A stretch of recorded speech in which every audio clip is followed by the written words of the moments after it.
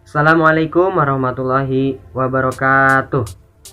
Perkenalkan, nama saya Faiz Mahmudi. Pada video sebelumnya kita sudah membahas tentang pengantar ilmu bisnis, konsep dasar bisnis, dan sistem ekonomi. Nah, sekarang kita akan membahas tentang faktor produksi. Faktor produksi adalah sumber daya yang digunakan dalam proses produksi barang ataupun jasa.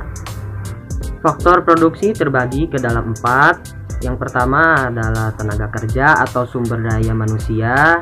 Yang kedua adalah sumber daya alam. Yang ketiga adalah modal. Yang keempat adalah kewirausahaan. Dan satu lagi tambahan, sumber daya informasi. Yang pertama adalah sumber daya manusia atau tenaga kerja. Adalah suatu usaha yang dilakukan manusia guna untuk meningkatkan nilai suatu produk, barang, ataupun jasa. Sumber daya manusia terbagi ke dalam 3. Yang pertama adalah tenaga kerja terdidik, yaitu tenaga kerja yang sudah menempuh pendidikan terlebih dahulu. Contohnya adalah dokter dan guru. Yang kedua adalah tenaga kerja yang terlatih atau terampil, yaitu tenaga kerja yang sudah menempuh pelatihan atau kursus, contohnya seperti penjahit dan supir. Lalu yang ketiga adalah tenaga kerja yang tidak terdidik dan juga tidak terlatih.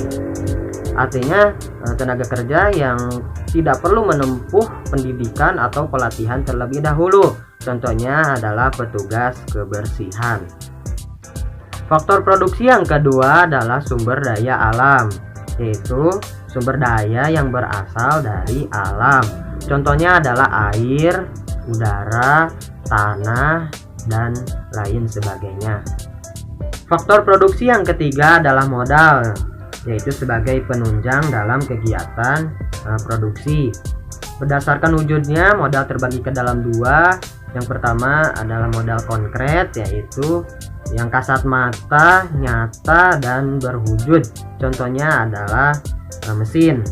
Yang kedua adalah modal abstrak, yaitu modal yang tak kasat mata dan tidak berwujud. Contohnya adalah skill, kemampuan dari tenaga kerja. Berdasarkan sifatnya, modal juga terbagi ke dalam 2. Yang pertama adalah modal tetap, yaitu modal yang bisa dipakai terus-menerus dalam kegiatan produksi. Contohnya adalah gedung. Yang kedua adalah modal lancar, yaitu modal yang hanya bisa dipakai dalam sekali kegiatan produksi saja. Contohnya adalah bahan baku. Faktor produksi yang keempat adalah kewirausahaan, yaitu berupa perencanaan atau strategi usaha yang dilakukan dalam kegiatan berproduksi.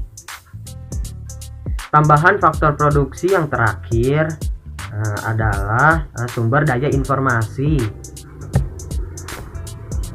yaitu dalam kegiatan memproduksi diperlukan informasi tentang masyarakat, tentang kebutuhan masyarakat, dan tentang kebutuhan pasar yang gunanya untuk memproduksi suatu produk yang bernilai di masyarakat dan tentunya bernilai jual yang tujuannya untuk mengembangkan usaha itu sendiri. Nah, mungkin cukup sekian yang bisa saya sampaikan. Mohon maaf bila ada kesalahan. Sekian, terima kasih. Wassalamualaikum warahmatullahi wabarakatuh.